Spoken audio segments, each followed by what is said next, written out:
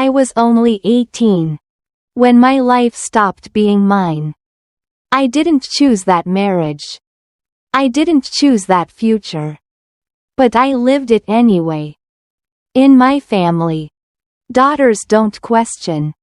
We are taught early that obedience is love. A good daughter listens.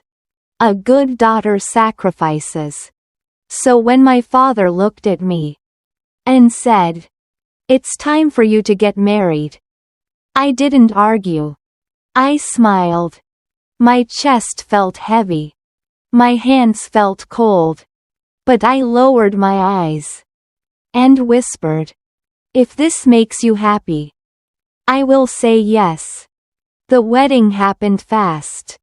There were guests. There were gifts. There were photos. I wore the dress. I smiled for everyone.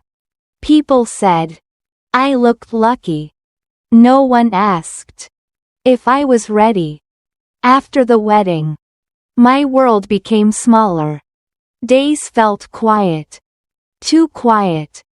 I woke up early. I cooked. I cleaned. I spoke only when necessary. At night, I sat by the window. I watched the street lights and asked myself, is this all life is? Living for others? Disappearing slowly? Weeks turned into months. Months turned into years. 2 years passed. I felt invisible, even inside my own body. Then one night, everything shattered. My husband was driving. It was late. The road was empty. The sky was dark. I leaned my head against the window and watched the stars. I remember thinking how peaceful everything felt. Then the car shook. It swerved violently. He had fallen asleep. There was no warning. No time to scream. The car rolled. Glass exploded. Metal screamed. Pain tore through my body. In that moment, my husband opened the door and ran. He saved himself. I was still trapped inside. People came running. They pulled me out quickly. Too quickly. They didn't know. My spine was broken. When I opened my eyes again, everything was white. A hospital room. My arm was broken. My wrist shattered. My shoulder crushed. My ribs hurt every time I breathed. But the worst injury was the one I couldn't see. My spine. I stayed in the hospital for 2.5 months. Time moved slowly there. Days felt endless. Nights were unbearable. Machines beeped. The clock ticked.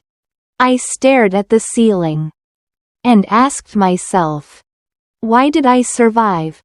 Why am I still here? One morning, a doctor stood beside my bed. His voice was gentle. "I heard you love painting." He said, "I'm sorry. You won't be able to paint again." The next day, another doctor came. His voice was firm. "You will not walk again." I nodded quietly. Then came the final words. "You will not be able to have children." That night, I pressed my face into the pillow. I cried until my chest hurt. If I cannot walk, if I cannot paint, if I cannot be a mother, then what is left of me? For a long time, there was only silence. Then a small voice spoke inside me. "You are still alive." Days later, I called my brothers. My voice was weak. "I can't look at these white walls anymore," I said. "Please bring me colors." When they arrived, My hands trembled. The brush felt heavy. But when color touched the canvas, something inside me moved. The lines were uneven. They weren't perfect. But they were alive.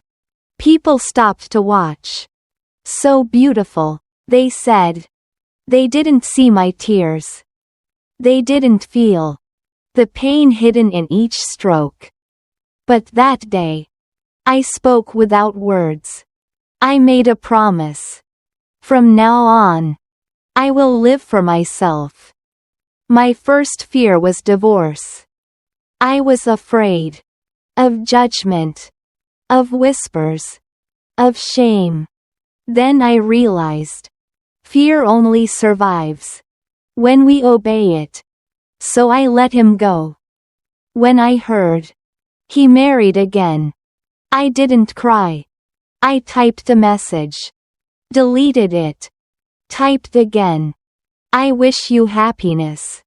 And I meant it. My next fear was never being a mother. That pain stayed with me for a long time. Then I understood something. A child is born from love, not only from the body.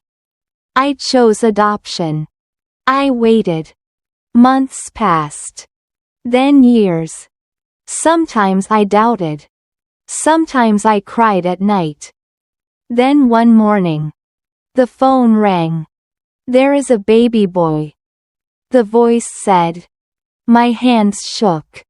Yes. I whispered. Yes. When I held him, he was 2 days old. So small. So warm. His breath was soft. In that moment, something inside me healed.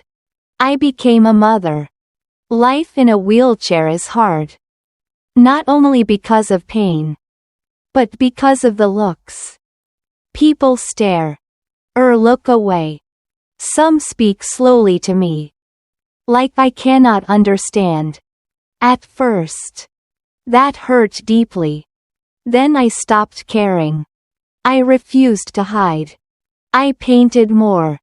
I spoke on stages. I talked about women, about fear, about courage. Every time I was scared. Every time I stood stronger. Slowly, people stopped seeing the chair. They saw me. And I learned this. Life does not follow plans. It breaks them. But it gives us choices. I didn't choose my past. But I choose my life now. It is okay to cry. It is okay to fall. But it is not okay to stop living. As long as you breathe, choose yourself. That is real strength.